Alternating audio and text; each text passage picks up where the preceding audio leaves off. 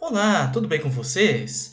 Nós vamos então terminar essa primeira parte agora, os fundamentos teóricos do design de produtos educacionais. Nosso terceiro módulo tem como título Experiência de usuário. Quem é meu aluno? Essa pergunta, quem é meu aluno, nos é muito importante. E para responder a mesma, nós devemos nos atentar a uma questão chamada empatia. Nós temos um diagrama aqui que nos é muito interessante. Ela mostra duas pessoas, você e eu, e nós temos um centro que é o nós. Nos colocamos no lugar do nosso aluno. Nos questionamos o que seria observar esta disciplina que eu estou ministrando, esse conteúdo que eu estou ministrando, do ponto de vista do meu aluno. Daquela perspectiva, a partir daqueles conhecimentos. Por quê? Quando estamos imersos em uma perspectiva bancária, na qual eu sou o detentor do conhecimento, esse conhecimento ele está acima da realidade dos nossos alunos, porque ele possui uma hierarquia superior aos conhecimentos banais dos nossos alunos. Eu não tenho acesso à dimensão crítica desse processo. A dimensão crítica do processo educacional, ela depende essencialmente desta relação de diálogo, desta relação de empatia em relação ao contexto, à realidade de aprendizagem e de efetivação posterior desse conhecimento na vida do nosso aluno. Ok, vamos falar um pouquinho sobre duas obras. A primeira é da Paula Sibilha, Redes ou Paredes, a escola em tempos de dispersão. A Sibilha nos traz o seguinte, uma questão bem dura, bem crítica. A escola moderna, ou seja, a grande maior parte das nossas escolas, não todas, não consistia prioritariamente em instruir os alunos em determinados saberes ou conhecimentos práticos, mas habituá-los a permanecer tranquilos e a observar pontualmente o que lhes é ordenado.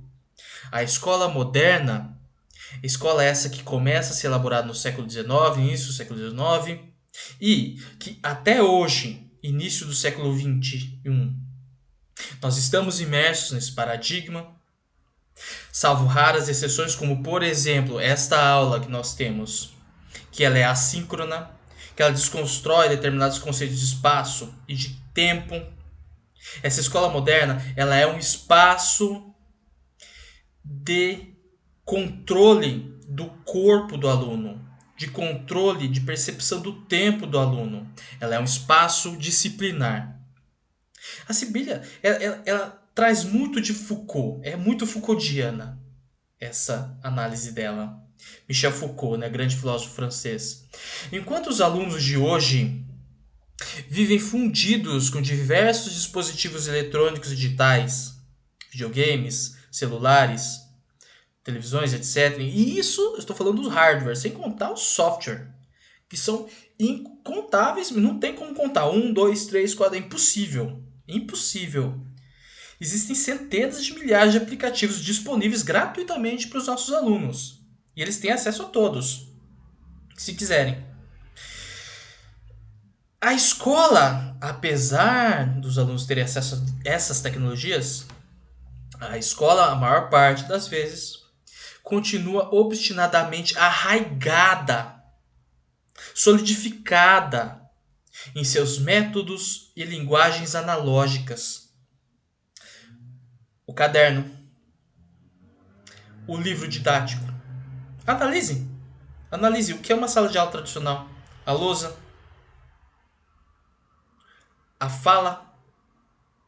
Muitas vezes a fala é só do professor. O aluno não tem acesso à fala.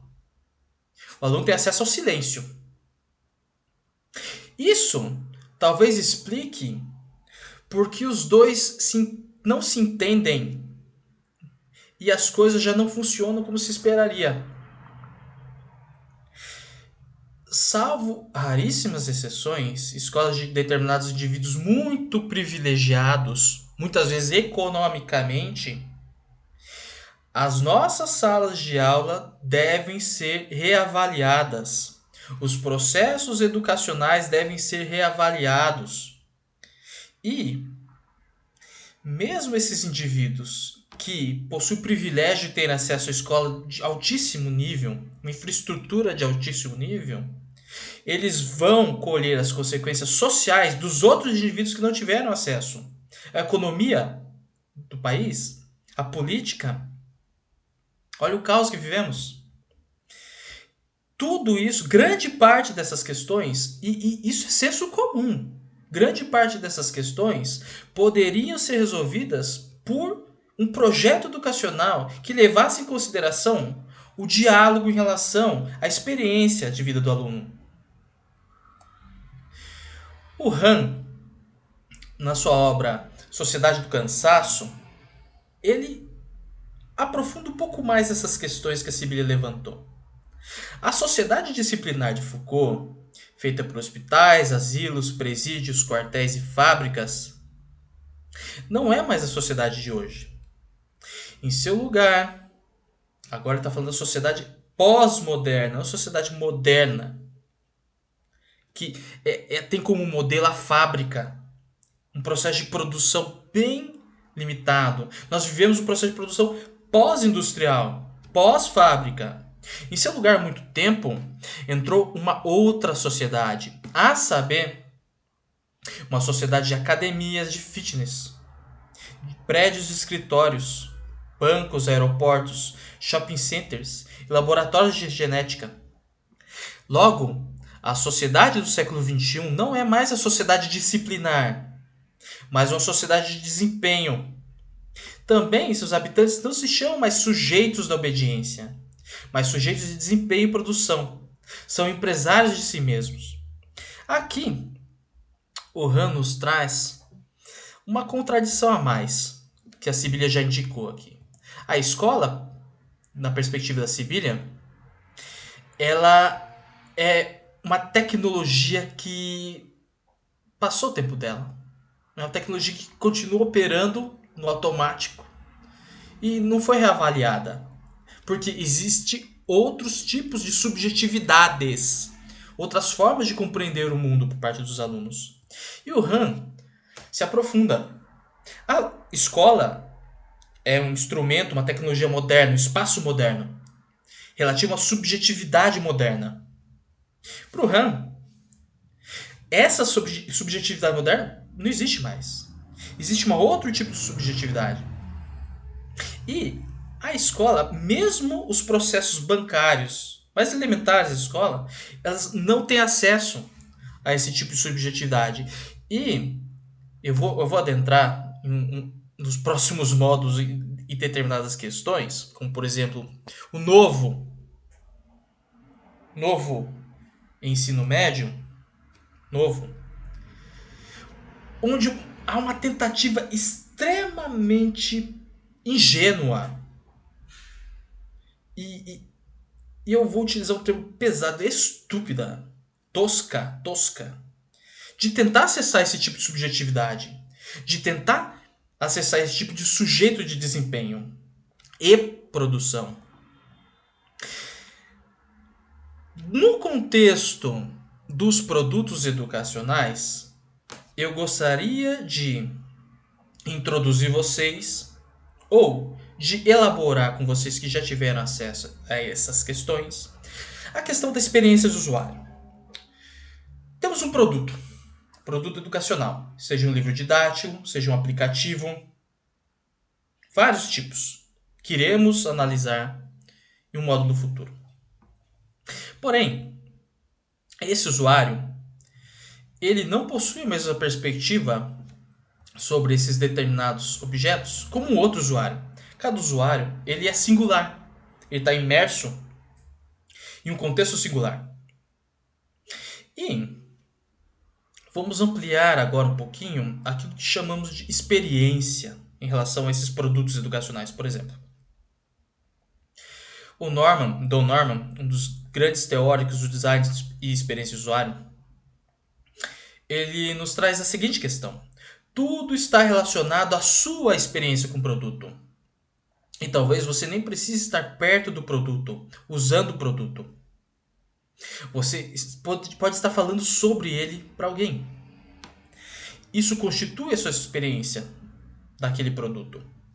Por experiência, então, nós compreendemos todos os pontos de contato, todas as formas de relação possíveis que estabelecemos com determinado produto, com determinado serviço. Eu, por exemplo, agora há pouco, eu estava analisando criticamente o que significa a escola atual. E isso constitui a minha experiência enquanto usuário desse tipo de tecnologia social, que é a escola.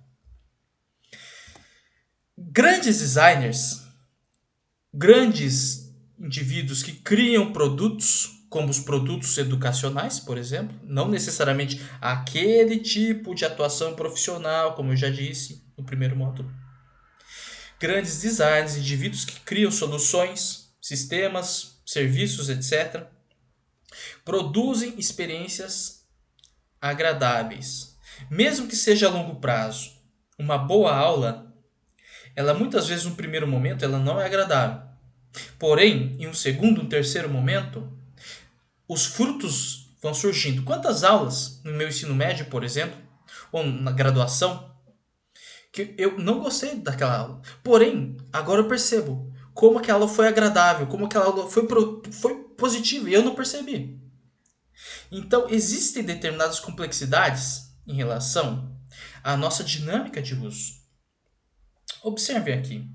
Esse é um exemplo clássico do que significa, por um exemplo bem bobo, o que significa a experiência do usuário. Aqui na esquerda, nós temos uma perspectiva de usuário que é dos pais. Eu amo esse brinquedo, eu também, nossa, maravilhoso. E, do ponto de vista de outro tipo de usuário, que é o bebê, ele está vendo a bunda dos bonecos girando ali. Aquilo às vezes não significa muita coisa para ele. E aquilo pode significar uma experiência positiva para ele, porque os pais têm uma experiência positiva, e não necessariamente porque ele tem uma experiência positiva. Então, compreendam que o que significa ser usuário, o que significa essa experiência que eu tenho desses objetos, é complexo, é dinâmico, é fluido, é constituído por diversas camadas, não é monológico.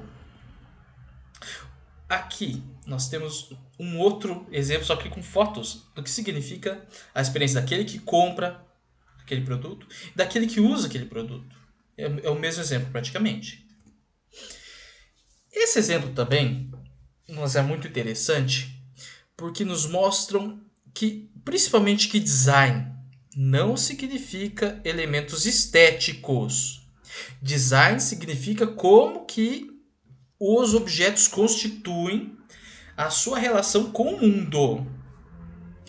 É muita ingenuidade alegar que design só significa questões materiais e relativas à beleza dos objetos, dos softwares, dos aplicativos, das interfaces. O design significa como que esses objetos, essas interfaces, esses produtos, além de sua materialidade básica, conseguem ressignificar o modo como que você se relaciona com as coisas e com as pessoas ao seu redor. E isso, do ponto de vista do produto educacional, nos é fundamental. Pois bem, observe aqui essas duas garrafas, essas duas potes de plástico, embalagens. Eu acho muito mais bonita da esquerda. Porém, quando vamos utilizar esse ketchup, a garrafa mais bonita, ela é um pesadelo para o usuário. Ela constitui problemas gravíssimos de uso. Enquanto que essa outra embalagem na direita, ela é uma solução prática, apesar de ser mais feia. Ok. Logo, nos é essencial notar que este campo, experiência de usuário, User Experience, UX, né, em inglês, constitui incontáveis campos. Nós não iremos nos adentrar todos eles. Mas nos é importante notar que questões relacionadas a design de interação, design ambiental, questões relativas ao visual também do produto, branding, ou seja, como aquela marca se constitui, comunicação técnica, fatores humanos, usabilidade e design de informação, por exemplo, constituem esse campo, que é a experiência de usuário. E, a partir da experiência de usuário, é possível compreender, definir e comunicar melhor o nosso produto para o usuário final. Logo, nós temos aqui um campo bem amplo que iremos abordar um elemento específico dentro dele e que nos é muito importante, que é a questão da usabilidade. O quão eficiente, o quão significativo é o uso deste produto educacional no nosso contexto de ensino e aprendizagem. Lembrando que não existe ensino sem aprendizagem.